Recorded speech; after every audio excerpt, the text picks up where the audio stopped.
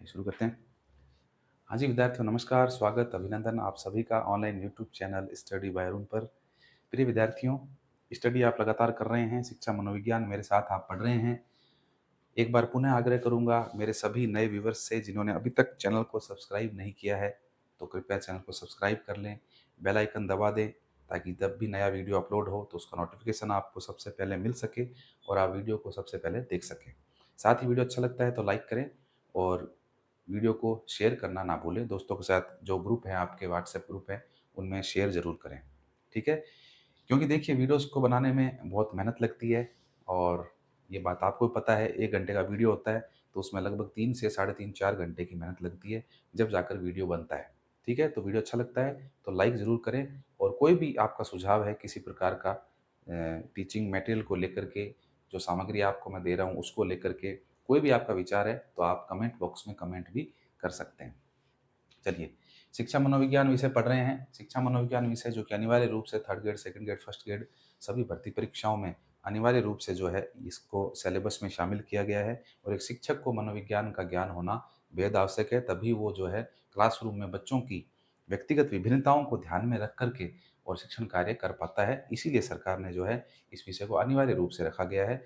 अपन जो है मनोविज्ञान विषय के अंतर्गत टारगेट कर रहे हैं रीट वैकेंसी को। आने वाली जो अपकमिंग वैकेंसी है, राजस्थान अध्यापक पात्रता परीक्षा रीट, उसको टारगेट करके ये जो वीडियो सीरीज अब मैंने जो है स्टार्ट की है। और इस वीडियो सीरीज के अंतर्गत हमने जो रीट का जो साइकोलॉजी का सिलेबस है, उसमें पहली यूनिट बाल विकास से संबंधित है, जिसको हमने सफलतापूर्वक पूर्ण कर लिया है। दूसरी यूनिट अपनी चल रही है अधिगम और अभिप्रेरणा, जो आपकी यूनिट है जिसके टॉपिक हैं, जिसमें अपन ने अधिगम जो है स्टार्ट कर रखा है और अधिगम के सिद्धांत अपन पढ़ रहे हैं। अधिगम के 3 सिद्धांत अभी तक अपन पढ़ चुके हैं, जिसमें पहला अपन ने पढ़ा था थॉर्नडाइक का उद्दीपक अनुक्रिया सिद्धांत। दूसरा सिद्धांत हमने पढ़ा आईपी पावलो का अनुकूलित अनुक्रिया शास्त्रीय अनुबंधन का सिद्धांत। और तीसरा सिद्धांत हमने जो है क्रिया प्रसूत अनुक्रिया का सिद्धांत, जो कि बीएफ स्किनर का दिया हुआ है, उसका अध्ययन अपन ने कल कर लिया है। आज एक और नया सिद्धांत अधिगम का मैं आपके सामने लेकर के आया हूँ और उस सिद्धांत का नाम है, क्या नाम है उस सिद्धांत का? सी एल हल के द्वारा दिया गया सिद्धांत है, जिसे हम प्रबलन का सिद्धांत कहते हैं। तो आप हेडिंग डाल लीजिए अपनी नोटबुक में, प्रबलन का सिद्धांत। प्रबलन का सिद्धांत, आज का हमारा जो अधिगम का सिद्धांत है वो रहेगा प्रबलन का सिद्धांत। देखिए, प्रबलन का अर्थ क्या है? सबसे पहले तो आपको ये पता होना चाहिए कि एक्चुअल में प्रबलन कहते किसे हैं। प्रबलन को ही हम जो है पुनर्बलन कह सकते हैं विद्यार्थियों। पुनर्बलन, जो कि हमने क्रिया प्रसूत अनुक्रिया का सिद्धांत स्किनर का पढ़ा था, जिसमें स्किनर ने पुनर्बलन देने की बात कही थी। स्किनर ने कहा कि बच्चों को कोई भी वो काम करते हैं तो उस काम के बदले में उन्हें हमें पुनर्बलन देना चाहिए, ताकि बच्चों को एक ताकत मिले और उस काम को करने के लिए वो आगे चलकर अग्रसर हो, उस कार्य में वो रुचि लें और उस कार्य को बार बार करें और सफलता प्राप्त करें। ये बात स्किनर ने बोली थी कि तत्काल पुनर्बलन हमें देना चाहिए कक्षा कक्ष में विद्यार्थियों को। साथ ही उन्होंने पुनर्बलन में सकारात्मक और नकारात्मक पुनर्बलन की भी बात कही थी। एक पहले ऐसे मनोवैज्ञानिक थे जिन्होंने नकारात्मक पुनर्बलन देने की भी बात कही थी, वो थे स्किनर। तो अब जो ये सिद्धांत अपन पढ़ रहे हैं प्रबलन का सिद्धांत, ये देने वाले कौन हैं, प्रतिपादक कौन हैं, सबसे पहले उसके बारे में जान लेते हैं। तो इस सिद्धांत को देने वाले जो प्रतिपादक हैं वो हैं आपके अमेरिकन मनोवैज्ञानिक, जिनका नाम है सी एल हल। सी एल हल, पूरा नाम क्या लिखेंगे इनका? क्लार्क।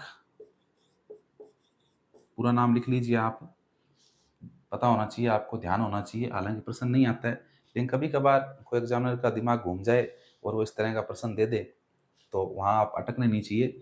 सी एल यानी क्लार्क लियोनार्ड, क्लार्क लियोनार्ड हल इनका पूरा नाम है। सी एल हल किताबों में लिखा हुआ आपको मिलता है। क्लार्क लियोनार्ड हल अमेरिकन मनोवैज्ञानिक है। इनका संबंध जो है वो किस देश से है? अमेरिका से है। अमेरिकन मनोवैज्ञानिक है। इन्होंने जो अपना ये सिद्धांत प्रबलन का सिद्धांत दिया था, ये कब दिया था? सिद्धांत का जो प्रतिपादन है विद्यार्थियों, वो 1915 में दिया था इन्होंने। 1915 में जो है इन्होंने इस सिद्धांत का प्रतिपादन किया था और इन्होंने पुनर्बलन पर, प्रबलन पर जोर दिया था। यानी कि बच्चा जो भी कार्य करता है वो प्रबलित होकर करता है, यानी कि उसे कोई उसकी आवश्यकता की पूर्ति हो गई है, तो उसे आवश्यकता है इसलिए वो कार्य कर रहा है। यानी कि इन्होंने इस सिद्धांत के अंदर मुख्य रूप से जो जोर दिया था विद्यार्थियों, वो किसके ऊपर दिया था? आवश्यकता के ऊपर सबसे ज़्यादा जोर दिया था। ये सबसे इम्पोर्टेंट बात है कि इन्होंने कहा कि जब व्यक्ति को किसी चीज़ की आवश्यकता होती है, तभी वो क्रिया करता है, और ये बात सही भी है। पीछे हम जितने भी सिद्धांत पढ़े हैं, उन सिद्धांतों के अंदर हमने जैसे थॉर्नडाइक का जो सिद्धांत पढ़ा था उद्दीपक अनुक्रिया, उसमें सिद्धांत के अंतर्गत थॉर्नडाइक ने कहा कि व्यक्ति के सामने उद्दीपक है, तो वो अनुक्रिया कर रहा है। उद्दीपक है, इसलिए वो अनुक्रिया कर रहा है उस उद्दीपक को प्राप्त करने के लिए। पावलो के सिद्धांत के अंदर भी कुत्ते के सामने रोटी थी, उस रोटी को प्राप्त करने के लिए जो है, कुत्ते ने अपने मुँह से लार गिराई थी, ठीक है? लेकिन यहाँ पर हल जो है, वो एक अलग बात कह रहे हैं, वो कह रहे हैं भैया उद्दीपक सामने है, अच्छी बात है, लेकिन उद्दीपक सामने होने से कुछ नहीं होता है, आपको उस उद्दीपक की आवश्यकता होनी चाहिए। क्योंकि थॉर्नडाइक ने जब बिल्ली पर प्रयोग किया था, तो बिल्ली कैसी थी? भूखी थी। भूखी बिल्ली थी, इसीलिए उसने भोजन प्राप्त करने का प्रयास किया था। पावलो का कुत्ता भी कैसा था? भूखा था। भूखा था तभी उसने जो है भोजन को प्राप्त करने के लिए अपने मुँह से लार गिराई थी। अगर कुत्ते का पेट भरा हुआ है, तो क्या वो लार गिराएगा? नहीं गिराएगा। क्या बिल्ली का पेट भरा हुआ है, तो क्या वो पिंजरे में उछल-कूद मचाएगी? नहीं मचाएगी। स्किनर का चूहा जिसने पिंजरे के अंदर उछल-कूद मचाई, क्यों? क्योंकि उसने उसे भोजन प्राप्त करना था, ठीक है? अगर उसे भोजन प्राप्त नहीं करना होता, तो वो उस पिंजरे के अंदर उछल-कूद क्यों मचाता? ठीक है? तो यहाँ पर देखिए उन तीनों सिद्धांतों से अलग बात आपके हल ने कही है। इन्होंने कहा है कि भैया जब तक आपको आवश्यकता नहीं होगी, आप किसी कार्य को नहीं करेंगे। भूखे पेट भजन नहीं होते। इस पेट को भरने के लिए ही व्यक्ति भागता है, दौड़ता है, परिश्रम करता है, काम करता है, अलग-अलग व्यवसायों को अपनाता है। क्यों? क्योंकि भूख लगती है। भूख को मिटाने के लिए काम करने पड़ते हैं, चाहे वो काम किसी भी श्रेणी का हो। ठीक है ना? ऐसा कहते भी हैं कि भैया पेट की भूख है, पेट की भूख को मिटाने के लिए हमें काम करना पड़ता है। चाहे वो मेहनत मज़दूरी का काम हो, चाहे वो किसी शिक्षण का कार्य हो, चाहे वो किसी भी तरह का कार्य हो, पेट के लिए व्यक्ति करता है। ठीक है? तो यहाँ मुख्य बात ये कह रहे हैं कि भैया आवश्यकता आपको होगी तभी आप काम करेंगे, आवश्यकता नहीं है तो काम नहीं करेंगे। अभी भी आप मेरा वीडियो ये देख पा रहे हैं यूट्यूब पर, तो आपको आवश्यकता है। किस चीज़ की आवश्यकता है? आपको आवश्यकता है कि मुझे मनोविज्ञान के सिद्धांतों को पढ़ना है। मनोविज्ञान में अधिगम के सिद्धांतों को जानना है कि किस विद्वान ने क्या कहा है, और ये आवश्यकता आपकी क्यों है? क्योंकि आपको मनोविज्ञान विषय के अंतर्गत, अगर आप बीएड के विद्यार्थी हैं, तो आपको मनोविज्ञान विषय का पेपर देना है और उस पेपर में अच्छे मार्क्स लेकर के आने हैं। इसलिए आप इस क्लास को देख रहे हैं। और अगर आप किसी कॉम्पिटिशन की तैयारी कर रहे हैं, first grade, second grade, third grade की, तो वो भी क्या है, आपकी आवश्यकता है, क्योंकि आप शिक्षक बनना चाहते हैं, आप सरकारी सेवा में जाना चाहते हैं, इसीलिए आप इस क्लास को देख रहे हैं। आप किसी क्लासरूम में बैठकर पढ़ते हैं, तो वहाँ भी आपकी आवश्यकता होती है कि आप उस विषय को इसलिए जान रहे हैं क्योंकि आपको कोई ना कोई परीक्षा को क्रैक करना है। ठीक है? तो यहाँ पर हल ने जो है मुख्य रूप से इस प्रबलन सिद्धांत के अंतर्गत आवश्यकता को सबसे ज़्यादा महत्वपूर्ण माना है। किसे महत्वपूर्ण माना है? आवश्यकता को सबसे महत्वपूर्ण माना है कि बिना आवश्यकता के कोई भी व्यक्ति किसी कार्य को नहीं करता। वो एक कहावत भी है कि अजगर करे न चाकरी, पंछी करे न काम, दास मल्लुका कह गए सबके दाता राम। ठीक है? अजगर किसी की चाकरी नहीं करता, पंछी करे न काम, पंछी भी कोई काम नहीं करता। केवल और केवल उनको अपने पेट की भूख को शांत करना है, बस वहाँ तक ही मतलब है। और हम इंसान हैं, इंसान जीवन हमारा है, तो इस जीवन में हमें बहुत से कार्य करने होते हैं। तो कार्य करने के लिए हमारी आवश्यकता है, इसलिए हम कार्य कर रहे हैं। आपने बौद्ध धर्म के अंदर एक सिद्धांत भी पढ़ा होगा, प्रतीत्य समुत्पाद्य का सिद्धांत। जो प्रतीत्य समुत्पाद्य का सिद्धांत भी यही कहता है कि हर कार्य के पीछे कोई ना कोई कारण निहित है। उस कारणवश ही उस कार्य को व्यक्ति करता है। अगर कारण नहीं होगा, तो कार्य भी नहीं किया जाएगा। ये बौद्ध धर्म का सिद्धांत कहता है, आपने पढ़ा होगा प्रतीत्य समुत्पाद्य का सिद्धांत। ठीक है ना? तो यहाँ भी हल यही कहना चाह रहे हैं कि आपकी आवश्यकता है, तभी आप काम करेंगे, आवश्यकता नहीं है तो काम नहीं करेंगे। थॉर्नडाइक की बिल्ली भूखी थी, भोजन की आवश्यकता थी, इसलिए उसने वो कार्य किया, लीवर दबाकर वो बाहर आई और भोजन को प्राप्त किया। ठीक है? तो ये सिद्धांत इनका है। इन्होंने कई पशुओं के ऊपर ये प्रयोग किया था, कई पशुओं पर इन्होंने ये प्रयोग करके देखा, और अंत में निष्कर्ष इन्होंने यही निकाला कि बिना आवश्यकता के कोई भी कार्य नहीं होता है। तो आप ये इनका की पॉइंट है, आप इसको अच्छे से दिमाग में बैठा लेना कि प्रबलन प्रबलन मतलब प्रबलता, आप अपनी तरफ से कोशिश कर रहे हैं किसी कार्य को करने की। क्यों कर रहे हैं कोशिश? क्योंकि आपको उस कार्य को करने से एक अच्छे परिणाम मिलेंगे, एक सकारात्मक परिणाम मिलेंगे, इसलिए आप उस कार्य को कर रहे हैं, इसलिए आपको उस कार्य को करने की आवश्यकता है, इसलिए आप उस काम को कर रहे हैं। ठीक है? तो समझ में आ गई? हमने मनोवैज्ञानिक के बारे में हल का जो एक सिद्धांत है, विचार है, इसके बारे में हमने जान लिया। अब हम इस सिद्धांत के अंतर्गत कुछ इसके उपनाम हैं, उनके बारे में डिस्कशन कर लेते हैं, क्योंकि कई बार उपनामों में से प्रश्न आ जाता है, सीधा-सीधा नहीं पूछते हैं प्रबलन का सिद्धांत, उपनाम में से प्रश्न आते हैं। तो कुछ उपनाम हैं, उनको अपन देख लेते हैं कि सिद्धांत के उपनाम कौन-कौन से हैं। देखिए, पहला नाम तो प्रबलन का सिद्धांत है, उसके बाद में इस सिद्धांत को विद्यार्थियों पहले आप लिखेंगे उपनाम। इस सिद्धांत को पुनर्बलन का सिद्धांत भी कहते हैं। पुनर्बलन का सिद्धांत। हाँ, अब देखिए पुनर्बलन। पुनर्बलन क्या है? पुनर्बलन मतलब किसी कार्य को करने के पश्चात आपके द्वारा दिया गया प्रोत्साहन है एक तरह का। जैसे आप क्लासरूम में बच्चों को कहते हैं शाबाश, वेरी गुड, बहुत अच्छे। ये सब क्या है? ये पुनर्बलन है। आप बच्चे को पुनर्बलित कर रहे हैं, उस कार्य को पुनः करने के लिए उस बच्चे को एक तरह से आप उसका मनोबल बढ़ा रहे हैं। तो ये पुनर्बलन है। ठीक है? तो इसको पुनर्बलन का सिद्धांत भी कहते हैं। अब आप कन्फ्यूज मत होना कि सर जो पुनर्बलन की बात है वो तो स्किनर ने कही थी। थोड़ा-सा माइक को मैं ठीक कर लेता हूँ, 1 मिनट। हाँ, हाँ।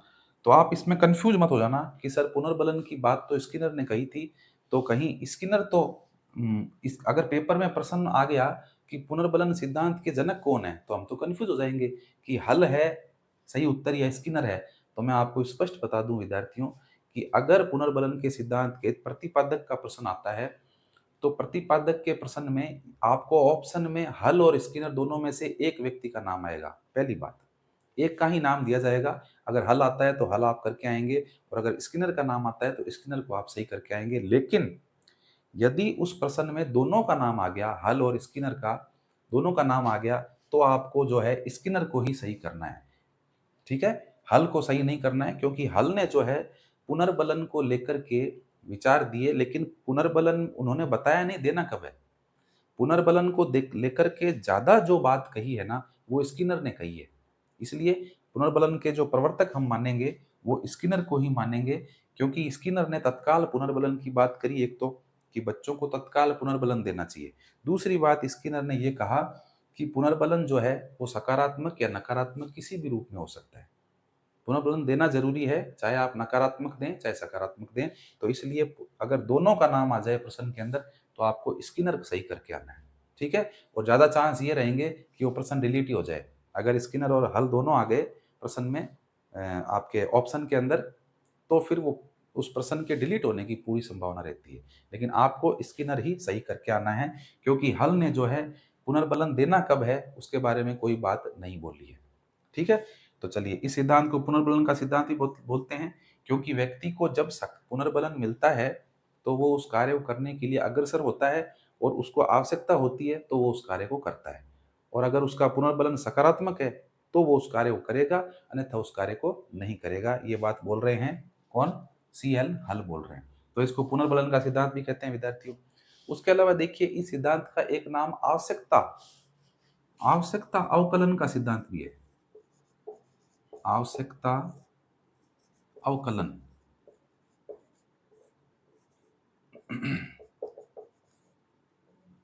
हाँ, इस सिद्धांत को विद्यार्थियों आवश्यकता अवकलन का सिद्धांत भी कहते हैं। आवश्यकता मतलब किसी चीज की आवश्यकता, आपको जरूरत है, आवश्यकता है। और अवकलन का मतलब होता है कमी। अवकलन का मतलब होता है कमी। आवश्यकता यानी कि आपको किस चीज की आवश्यकता है, तभी आप उस कार्य को करते हैं। आपको भूख लगी है, तो आप घर में जाकर के अपने घर में फ्रिज खोल करके, रसोई घर में जाकर के भोजन की तलाश करेंगे। क्यों? क्योंकि आपको उसकी आवश्यकता है। और अवकलन का मतलब है कमी, यानी कि किसी शरीर के अंदर आप इसको इस तरह से समझ लिए कि मान लीजिए आपके शरीर में पानी की कमी है, तो आपको क्या है, आपको आवश्यकता किसकी है? आपको पानी की आवश्यकता है। आप पानी पिएँगे, घर में कहीं पानी मिल गया, घर में मटकी से पानी पी लिया, आपने फ्रिज से ठंडा पानी पी लिया। अगर आप घर से बाहर हैं, तब भी आपके शरीर में अगर पानी की कमी हो गई है, तो आप पानी ढूँढने का प्रयास करेंगे। आपको बोतल का पानी मिल गया है तो अच्छी बात है, और अगर बोतल का पानी नहीं मिला है, दूर दराज कोई दुकान नहीं है, तो आप किसी प्याऊ पर या किसी के घर से जाकर के पानी पिएँगे। भई आप पूर्ति तो करेंगे ना, अपनी आपकी जो अंदर जो कमी है उसकी पूर्ति तो करेंगे ना आप। तो वो क्या है, वो आपकी आवश्यकता है जो आपको कार्य करने के लिए क्या कर रही है, प्रेरित कर रही है। और यही बात जो है, हल जो है अपने इस प्रबलन के सिद्धांत के अंतर्गत कह रहे हैं। अवकलन का मतलब कमी, अच्छा कई बार ज़्यादा भी हो सकता है। अपने शरीर के अंदर ज़रूरी नहीं है कमी हो तभी आपको आवश्यकता है। कोई चीज़ ज़्यादा हो जाती है तो भी आवश्यकता हो सकती है। जैसे मान लीजिए कमी हो गई पानी की, तो आपने पानी पीने की कोशिश की, आपने प्रयास किया कि मैं ढूँढूँ पानी कहाँ है, और अगर पानी की मात्रा बढ़ गई है तो आपको टॉयलेट भी आएगा। टॉयलेट आएगा तो आप क्या करेंगे, उसको आप त्यागेंगे, उसको आप रिलीज़ करेंगे। तो कहने का मतलब है कि आपको आवश्यकता कम होने पर भी हो सकती है वस्तु के, और ज़्यादा होने पर भी आवश्यकता हो सकती है। तो इसीलिए इस सिद्धांत को जो है आवश्यकता अवकलन का सिद्धांत भी कहा जाता है। ठीक है? उसके अलावा विद्यार्थियों इसको जो है प्रोत्साहन का सिद्धांत भी कहते हैं। इसका एक अन्य नाम है प्रोत्साहन।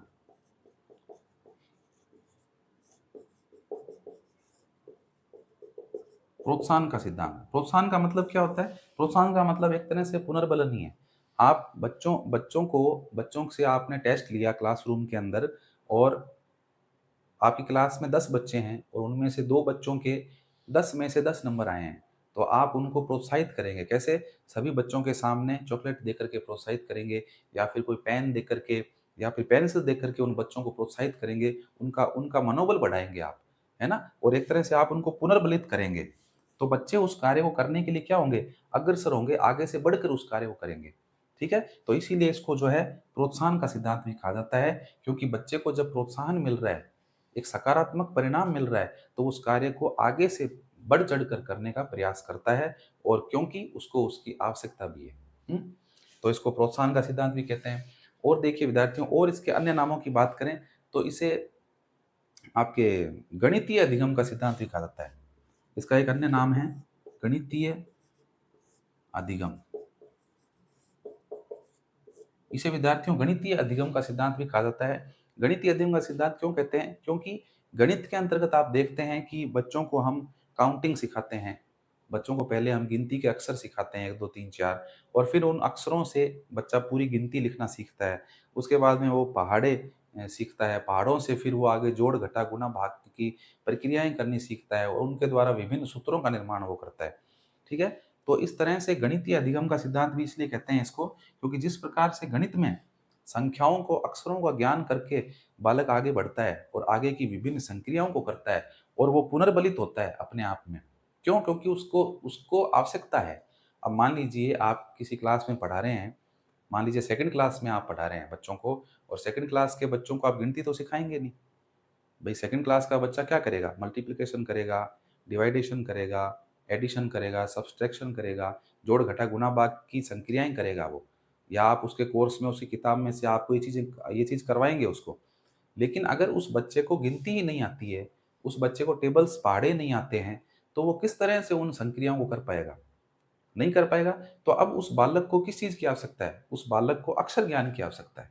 ऐसा बहुत सी बार देखा गया है कि माता-पिता बच्चों को छोटी क्लास में ना पढ़ा करके उनको पहले तो पढ़ाते नहीं हैं, किसी कारणवश घर में रोक लेते हैं उनको, है ना? ड्रॉप आउट कर देते हैं, स्कूल छुड़वा देते हैं किसी कारण से, अपने स्वार्थ के चलते, अपने घर के कामों को करवाने के लिए, या कोई व्यापार कर रहे हैं तो उस व्यापार से संबंधित उस व्यापार में उन बच्चों को लगा देते हैं, तो बच्चे अपनी पढ़ाई नहीं कर पाते हैं। और फिर जब वो बड़े हो जाते हैं, 9, 10, 11 साल के, तो उनको किसी स्कूल में डाल के और सीधा ही आयु के अनुसार प्रवेश दे देते हैं। जो कि हमारे आरटी एक्ट के अंदर भी दिया गया है कि आयु के अनुसार प्रवेश दीजिए आप। 6 साल का बच्चा है तो उसको सीधा फर्स्ट क्लास में प्रवेश दीजिए आप। अगर 12 साल का बच्चा है तो उसको सीधा 5वीं छठी क्लास में बैठाइए आप।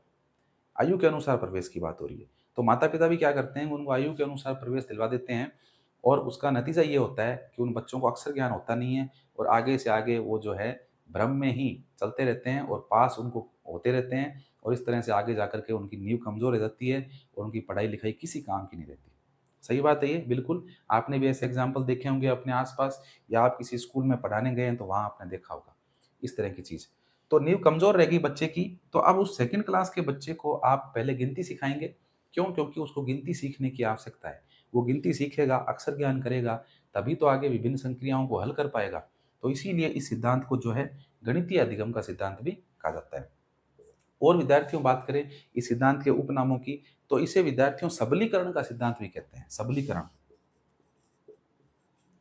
देखिए मैं आपको इसके उपनाम अच्छे से इसलिए करवा रहा हूँ क्योंकि पेपर में ये उपनाम आए हुए हैं, सीधा पेपर में प्रश्न नहीं आया है। अब मान लीजिए सबलीकरण का सिद्धांत पूछ लिया तो आप तो एक बार घबरा जाओगे कि सबलीकरण का मतलब क्या है, गणितीय अधिगम का मतलब क्या है ना? या मान लीजिए आवश्यकता अवकलन क्या है, तो वहां आप बिल्कुल कंफ्यूज हो जाओगे कि किसने दिया है सिद्धांत। लेकिन इन शब्दों से अगर आप रूबरू रहोगे तो आप क्या है कि ये शब्द आपके सामने आते ही आप तुरंत पकड़ लोगे कि इनके अर्थ के मुताबिक जो है ये सिद्धांत कौन सा है, प्रबलन का सिद्धांत है और सीएल हल के द्वारा ये दिया गया है। तो इसलिए इन शब्दों पर पकड़ बनानी बहुत जरूरी है और ये सारे के सारे उपनाम जो है ये हमें याद होने जरूरी है। ठीक है, तो देखिए सबलीकरण का सिद्धांत, सबलीकरण का सिद्धांत भी इसको कहते हैं। सबलीकरण, सबलीकरण, सबल, सबल का मतलब जिसमें बल हो, जिसमें ताकत हो, स्ट्रेंथ जिसको आप बोल सकते हो, स्ट्रेंथ, ताकत आप कह सकते हो। सबलीकरण यानी स्ट्रेंथ, ताकत आप कह सकते हो। यानी कि इसे सबलीकरण का सिद्धांत क्यों कहते हैं? क्योंकि एक व्यक्ति को जब किसी कार्य करने के फलस्वरूप उस कार्य का परिणाम सकारात्मक मिलता है तो उसे अपने आप में एक बल मिलता है। उसे बल मिलता है कि उसने जो कार्य किया है वो कार्य उसने अच्छे से किया है और वो आगे भी इस कार्य को निरंतर जारी रख सकता है। क्यों? क्योंकि उसे उसका परिणाम अच्छा मिला है। ठीक है, तो इसीलिए इसको सबलीकरण का सिद्धांत भी कहते हैं। कार्य का परिणाम जब अच्छा आ रहा है, परिणाम जब सकारात्मक आ रहा है तो उस कार्य को करने के लिए वो व्यक्ति क्या हो रहा है, प्रेरित हो रहा है और प्रेरित होकर के उस कार्य को बार बार कर रहा है। ठीक है, तो यहाँ पर भी उस व्यक्ति की आवश्यकता दिखाई दे रही है प्लस उस कार्य का परिणाम सकारात्मक दिखाई दे रहा है, इसलिए वो कार्य को करने के लिए व्यक्ति क्या हो रहा है, अग्रसर हो रहा है, बढ़ चढ़ कर उस कार्य में हिस्सा ले रहा है। ठीक है, तो इसीलिए इसको जो है सबलीकरण का सिद्धांत भी विद्यार्थियों कहा जाता है। आगे देखिए, इसका एक उपनाम और है चालक न्यूनता का सिद्धांत। चालक न्यूनता ये शब्द आपके आगे भी काम में आने वाले हैं। केवल यही नहीं है कि इसी सिद्धांत तक सीमित है, ये शब्द आगे भी मनोविज्ञान में बहुत बार आएंगे, तो अर्थ इनका आपको पता होना चाहिए। देखिए चालक न्यूनता, चालक क्या होता है? चालक यानी कि चलाने वाला, गाड़ी को चला रहा है वो चालक है। चालक न्यूनता का मतलब है कि आपको कोई ऐसी चीज जो आपको प्रेरणा दे रही है, जो आपको किसी कार्य को करने के लिए प्रेरित कर रही है, उसे हम क्या बोलेंगे, चालक बोलेंगे। जैसे मान लीजिए आप घर से बाहर निकले, मार्केट गए हैं आप, मार्केट में आपने बहुत सारी शॉपिंग की, खूब सारी खर्चा करके आए, आप नवरात्र चल रहे हैं, है ना? तो आप खूब खर्चा करके आए हैं, नई नई ड्रेसें आप लेकर के आए हैं रामनवमी पर आगे पहनने के लिए या अष्टमी पर पहनने के लिए। तो खूब खर्चा करके आए हैं, मार्केट में आप घूम रहे हैं और आप थक गए हैं काफ़ी और आपको भूख लग रही है। आपको भूख लग रही है तो जो आपकी वो भूख है, वो भूख ही क्या कहलाएगी, चालक कहलाएगी। आपको जो भूख लगी है, आपको आवश्यकता है, किसकी आवश्यकता है आपको? भोजन की आवश्यकता है। देखिए आवश्यकता अवकलन का सिद्धांत अपन पढ़ रहे हैं, आपको आवश्यकता है किस चीज़ की? भोजन की आवश्यकता है, लेकिन चालक क्या है? यानी कि जो आपको कार्य करने के लिए प्रेरित कर रहा है वो क्या है? वो आपकी भूख है। वो है आपकी भूख, जिसको हम बोलते हैं हिंदी में चालक। ठीक है, और इस चालक के चलते, इस भूख के चलते आप आस-पास में ढूँढेंगे कहाँ पर होटल है, वहाँ पर जाकर के मैं भोजन कर लूँ या फिर कोई एक छोटी दुकान ऐसी जूस की, शेक की, आइसक्रीम की, जहाँ जाकर के मैं कोई जंक फूड खा लूँ या किसी न कोई जूस पी लूँ, शेक पी लूँ जिससे मेरी भूख क्या हो जाए, शांत हो जाए। तो इसीलिए विद्यार्थियों इसको चालक न्यूनता का सिद्धांत भी कहते हैं, क्योंकि बिना चालक के व्यक्ति प्रेरित नहीं हो सकता। कार्य को करने के लिए बच्चे को प्रेरणा चाहिए और प्रेरणा उसे कैसे मिलेगी? आवश्यकता से मिलेगी। उसे जब आवश्यकता होगी तो चालक क्या होगा? सक्रिय हो जाएगा। मैंने आपको बताया कि उस व्यक्ति को आवश्यकता है भोजन की और भोजन की आवश्यकता होने की वजह से क्या होगी? उसको भूख लगी और भूख लगी तो वो जाकर के अपनी भूख को मिटाएगा, भोजन करेगा और जो है अपनी भूख को शांत कर लेगा। तो इसीलिए इसको चालक न्यूनता का सिद्धांत कहते हैं। न्यूनता, न्यूनता का मतलब है कमी होना। कमी हो गई है शरीर के अंदर, भोजन की कमी हो गई है, ऊर्जा की कमी हो गई है, इसलिए वो व्यक्ति इसलिए उस व्यक्ति को क्या महसूस हो रही है? उसको भूख महसूस हो रही है और वो भोजन प्राप्त कर लेगा। तो देखिए इस सिद्धांत का नाम अलग-अलग है, लेकिन सब चीज़ें जो आकर के एक ही जगह पर ठहर रही है, एक ही शब्द के ऊपर जाकर इंगित हो रही है और वो शब्द है आवश्यकता। और यही बात इसी पर जोर देने का प्रयास कर रहे हैं सीएल हल कि जब तक मनुष्य को आवश्यकता नहीं होगी तब तक मनुष्य किसी कार्य को नहीं करेगा, और कार्य को नहीं करेगा तो उस कार्य के परिणाम भी क्या नहीं निकलेंगे, सकारात्मक नहीं मिलेंगे। ठीक है, तो ये है चालक न्यूनता का अर्थ। अब एक इस सिद्धांत का एक उपनाम और है जिसको अपन जान लेते हैं विद्यार्थियों, और वो उपनाम है यथार्थ अधिगम का। इसे यथार्थ अधिगम का सिद्धांत भी कहते हैं, यथार्थ अधिगम। इस सिद्धांत का उपनाम है विद्यार्थियों यथार्थ अधिगम का सिद्धांत। लिखावट थोड़ी खराब है, आप एडजस्ट कर लेना, मैं बोल रहा हूं उस हिसाब से लिख लेना आप। यथार्थ अधिगम का सिद्धांत। यथार्थ का मतलब क्या होता है? यथार्थ का मतलब होता है सत्य, सत्यता। हमारे सामने जब मैं आपको रियलिस्टिक दिखाई दे रहा हूं, आपको कैमरे के सामने मैं रियल में जो दिखाई दे रहा हूं, ये क्या है? मैं अपने यथार्थ रूप में आपको दिखाई दे रहा हूं। ठीक है, जब आप किसी भी कार्य को करते हैं तो उस कार्य को आप यथार्थ रूप में करते हैं। ठीक है, तो यथार्थ अधिगम का सिद्धांत का मतलब है कि सत्यता के साथ में, यथार्थ का मतलब सत्यता है, यथार्थ का अर्थ क्या होगा? सत्यता, सत्य रूप में, मौलिक रूप से जब आप किसी कार्य को करते हैं तो वो यथार्थ होता है। जैसे कोई कवि कवि है, कोई साहित्यकार है, कोई लेखक है, वो अपनी कृति जब बनाता है, जब वो अपनी कोई रचना बनाता है, कोई मूर्तिकार अपनी कोई मूर्ति बनाता है, या कोई कवि कोई कविता लिखता है, तो वो उसकी रचना कैसी है? वो उसकी रचना मौलिक है। मौलिक है क्योंकि मूल रूप से उसके विचारों में वो आई है, किसी और के विचार नहीं है, उसके स्वयं के विचार हैं। तो इसलिए वो रचना क्या है? वो रचना मौलिक है। और मौलिक है इसीलिए क्या है? यथार्थ है, यानी कि एकदम सत्य है वो। सत्यता को लेकर के वो बात चल रही है, इसीलिए वो क्या है? यथार्थ है। तो यहाँ पर हल भी यही कह रहे हैं इस सिद्धांत के अंतर्गत कि भैया आवश्यकता जो होती है वो अपने आप में क्या है? यथार्थ है। अपने आप में यथार्थ है। आपको नौकरी प्राप्त करनी है तो ये यथार्थ सत्य है। अगर आप बीएड में प्रवेश ले रखा है आपने, और मैं आपको ये पूछ रहा हूँ, मेरा ये सवाल है आपसे कि आप बीएड क्यों कर रहे हैं? तो एक आदर्शवादी जो उत्तर होगा आपका वो ये होगा कि सर हमारा शिक्षण कार्य में रुचि है, हमारी शिक्षण कार्य में रुचि है, हमें पढ़ाना अच्छा लगता है, इसलिए हम जो है बीएड कर रहे हैं। लेकिन यथार्थवादी उत्तर नहीं है ये। यथार्थवादी उत्तर क्या होगा कि बीएड करने के पश्चात हम सरकारी सेवा में जाएंगे, और सरकारी सेवा में जाने से व्यक्ति का फ्यूचर सेफ हो जाता है। अच्छा तनख्वाह मिलेगी, अच्छा पैसा मिलेगा, प्लस टीचर की नौकरी के अंदर जो वर्किंग पीरियड है वो कम है अन्य की अपेक्षा। अन्य में 8 घंटे काम करना पड़ता है, टीचर को केवल 5 से 6 घंटे काम करना पड़ता है। आधा दिन काम करता है, आधा दिन घर पे रेस्ट करता है टीचर। ठीक है, हालांकि अब तो ऐसा नहीं है, गवर्नमेंट विभिन्न तरह की योजनाएं लेकर के आ रही है। टीचर टीचर को बहुत सारे काम करने पड़ते हैं स्कूल में रह करके सरकारी स्तर पे। तो इतनी आसान नहीं है सरकारी नौकरी करना, लगना भी इतना आसान नहीं है, और कार्य करना भी इतना आसान नहीं है। ठीक है, लेकिन फिर भी प्राइवेट के सेक्टर के मुकाबले में सरकारी जो क्षेत्र है वो अभी भी काफ़ी आगे है और सेफ है, सेफ माना जाता है इसको। तो यहाँ मैं यही कहना चाह रहा हूँ कि ये यथार्थ बात है, ये सत्य बात है, और सत्य बात को हम झुठला नहीं सकते। तो ये सत्यता है कि भाई हम शिक्षक इसलिए बनना चाहते हैं क्योंकि इससे अच्छी इनकम होगी, पैसा अच्छा है, सबसे ज़्यादा तनख्वाह है, सबसे कम नौकरी का टाइम है, और अपनी आवश्यकताएं सारी पूरी कर सकते हैं, आर्थिक स्थिति को उन्नत कर सकते हैं। ये यथार्थ बात है। तो यहाँ पर प्रबलन सिद्धांत के अंतर्गत हल भी यही कह रहे हैं कि यथार्थ अधिगम का सिद्धांत का तात्पर्य ये है कि आवश्यकता जो होती है व्यक्ति की वो अपने आप में यथार्थ होती है, बिल्कुल सत्य होती है, जिसको लेकर के व्यक्ति कार्य करता है। ठीक है, तो ये विद्यार्थियों इस सिद्धांत के कुछ उपनाम थे जिनके बारे में हमने चर्चा कर ली है। पूरा सिद्धांत किस तरह से था मैंने पूरा बता दिया, इसका अर्थ पूरा बता दिया। अब जो है अपन इस सिद्धांत की उपयोगिता देख लेते हैं कि रियल में इस सिद्धांत की उपयोगिता का क्या है।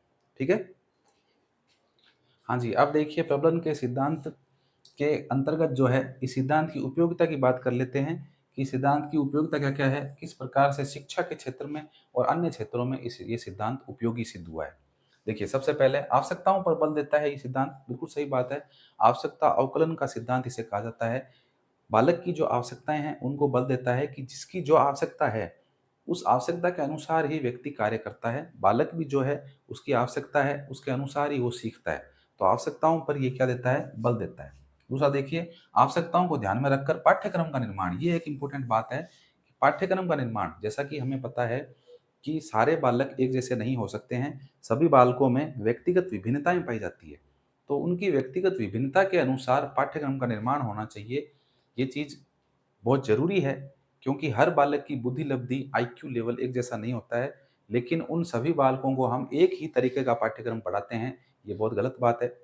पाठ्यक्रम में डिवाइडेशन होना चाहिए, बालकों की बुद्धि लब्धि के अनुसार पाठ्यक्रम होना चाहिए और पाठ्यक्रम के निर्माण के अंदर जो है, किसको ध्यान में रखना चाहिए? आवश्यकताओं को ध्यान में रखना चाहिए कि एक्चुअल में आवश्यकता क्या है? जैसे वर्तमान समय के अंदर देखा जाए, तो व्यावसायिक शिक्षा की बहुत ज़्यादा आवश्यकता है। हमारे जो पाठ्यक्रम हैं, उनमें व्यावसायिक शिक्षा का ज़िक्र नहीं है।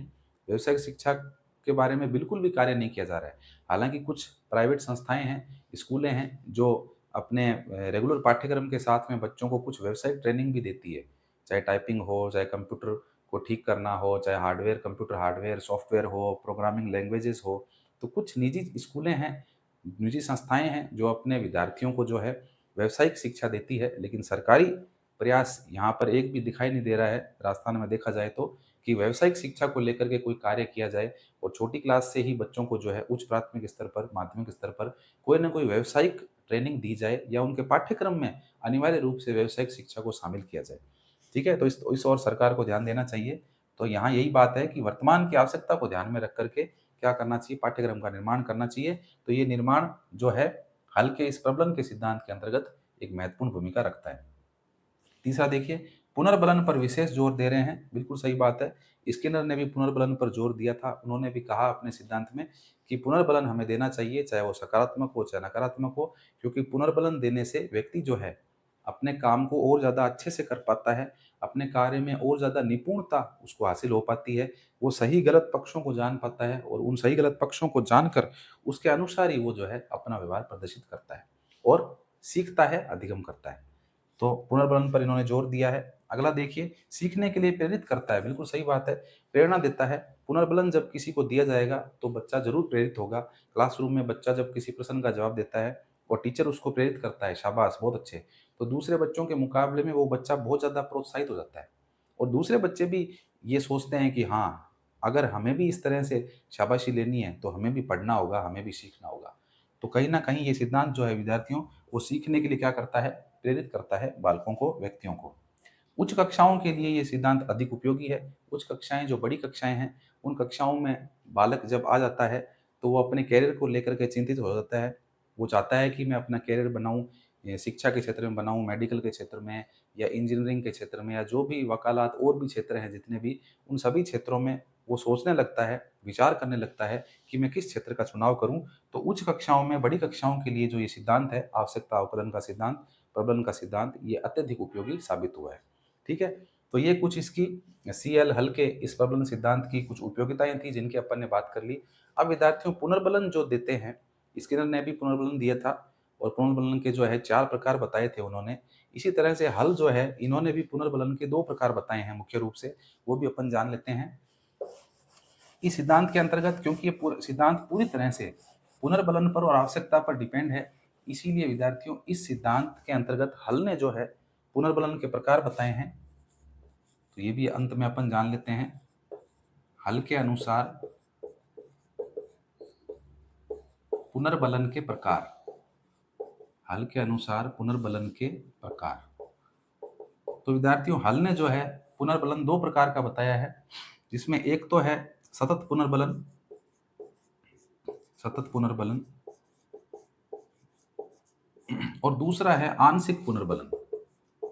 दूसरा बताया इन्होंने आंशिक पुनर्बलन। 2 प्रकार बताए इन्होंने पुनर्बलन के, पहला है सतत पुनर्बलन और दूसरा है आंशिक पुनर्बलन।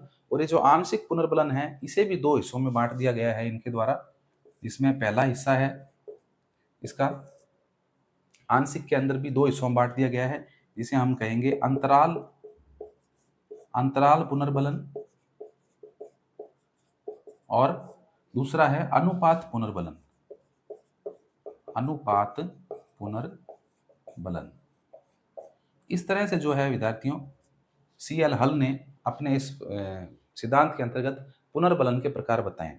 सतत पुनर्बलन आपको पता है, सतत यानी कंटिन्यूस, लगातार जब आप बच्चों को पुनर्बलन देते हैं। मैंने आपको बताया कि मान लीजिए आप कोई प्रतियोगिता का आयोजन करवा रहे हैं अपने विद्यालय के अंदर, ऐसी प्रतियोगिता जिसमें परिणाम तुरंत ही आने वाला है, तो वहाँ पर आप बच्चों को लगातार पुनर्बलित करते हैं। मान लीजिए 100 मीटर की रेस करवा रहे हैं आप, तो 100 मीटर कितना होता है? ज़्यादा नहीं होता है।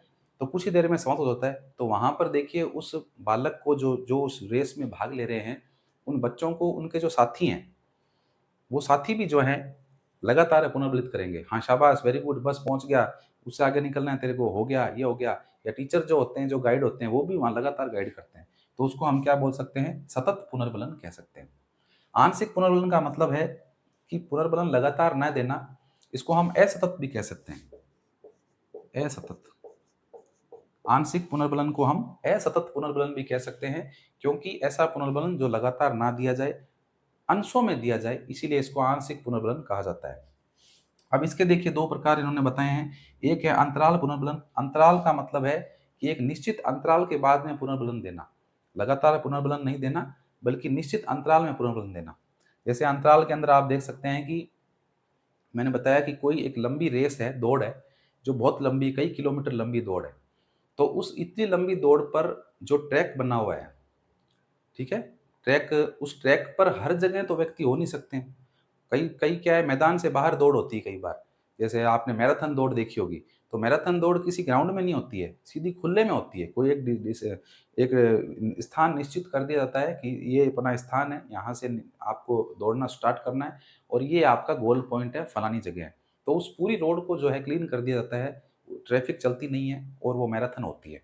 तो देखिए वहाँ पर मैराथन के अंतर्गत पूरे रास्ते में आपको लोग नहीं मिलेंगे। आपको बीच-बीच में कहीं निश्चित पॉइंट बने हुए मिलेंगे, जहाँ पर लोग खड़े होकर के आपको जो है जोश दिलाएँगे, आपको पुनर्बलित करेंगे। तो अंतराल पुनर्बलन का मतलब यही है कि एक निश्चित अंतराल में पुनर्बलित करना, ठीक है? और दूसरा है अनुपात पुनर्बलन। अनुपात का मतलब है कि एक अनुपात में, यानी कि कार्य के अनुसार पुनर्बलित करना। जैसे मान लीजिए क्रिकेट का मैदान है और क्रिकेट के मैदान के अंदर लगातार जोश वर्धन ना करना खिलाड़ियों का, बल्कि कोई चौका लगा दिया किसी खिलाड़ी ने, कोई छक्का लगा दिया किसी खिलाड़ी ने, या फिर किसी खिलाड़ी ने जो कैच पकड़ लिया।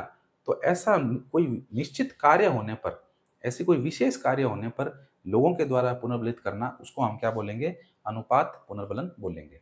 ठीक है? तो इस तरह से जो है हल ने पुनर्बलन के ये प्रकार बताए हैं। आई होप आपको अच्छे समझ में आ गए होंगे। हल का जो सिद्धांत था, इसको पूरे डिटेल में मैंने आपको समझाने का प्रयास किया है। मुख्य रूप से इसके उपनामों की चर्चा की है, जो आपको विशेष रूप से ध्यान में रखने हैं। और हल का जो ये सिद्धांत है विद्यार्थियों, ये एसआर श्रेणी का सिद्धांत है। एसआर श्रेणी आपको पता होना चाहिए। अपन ने 2 श्रेणी पढ़ी है, एक तो है एसआर श्रेणी और एक इसके अपोजिट थी आरएस श्रेणी। ये 2 श्रेणियाँ अपन ने पढ़ी है। ये है एसआर श्रेणी और ये है आरएस श्रेणी। आरएस श्रेणी अपन ने पढ़ी थी। आरएस श्रेणी यानी कि स्किनर ने जो अपना सिद्धांत दिया था, क्रिया प्रसूत अनुक्रिया का सिद्धांत, उसे आरएस थ्योरी भी कहा जाता है। अगर आपने वो वीडियो नहीं देखा है तो पहले आप उस वीडियो को देख लें, ताकि आपको ये शब्दावली समझ में आ जाए। और एसआर श्रेणी यानी कि ये ऐसा सिद्धांत है जिसके अंतर्गत पहले व्यक्ति के सामने क्या उपस्थित होता है? स्टिमुलस, उद्दीपक उपस्थित होता है और उद्दीपक के प्रति व्यक्ति क्या करता है? अनुक्रिया करता है, रेस्पॉन्स देता है। तो ऐसे सिद्धांतों को एसआर श्रेणी का सिद्धांत कहा जाता है। ठीक है? लेकिन स्किनर ने जो सिद्धांत दिया था वो कैसा था? आरएस श्रेणी का था। यानी कि पहले क्रिया हो रही है और क्रिया होने के बाद में पुनर्बलन के रूप में क्या प्रस्तुत हो रहा है? स्टिमुलस यानी उद्दीपक उपस्थित हो रहा है। ठीक है? तो ये जो सिद्धांत है विद्यार्थियों, ये एसआर श्रेणी का सबसे श्रेष्ठ सिद्धांत माना जाता है। ठीक है? सबसे श्रेष्ठ सिद्धांत है ये एसआर श्रेणी का। ओके? तो इस तरह से हल के सिद्धांत को अपन ने जान लिया है विद्यार्थियों। अब मिलते हैं एक और नए अधिगम के सिद्धांत के तहत। आई होप आपको वीडियो अच्छे लग रहे हैं, आप अच्छे से समझ पा रहे हैं। कोई भी किसी प्रकार की जिज्ञासा है या कोई कमी रह गई है मेरे द्वारा, छूट गई है, या गलती से मेरे से कोई जो है कोई चीज़ छूट गई है, कोई फैक्ट मेरे से रह गया है, तो आप बता सकते हैं, कमेंट बॉक्स में कमेंट कर सकते हैं। और इसी तरह पढ़ते रहिए। पूरा मनोविज्ञान जो सब्जेक्ट है, उसके जितने भी टॉपिक है, वो सारे मैं आपको इस वीडियो सीरीज़ के माध्यम से हल करवाऊँगा। मिलते हैं एक और नए अधिगम के सिद्धांत के तहत। तब तक के लिए जय हिंद, जय भारत, नमस्कार।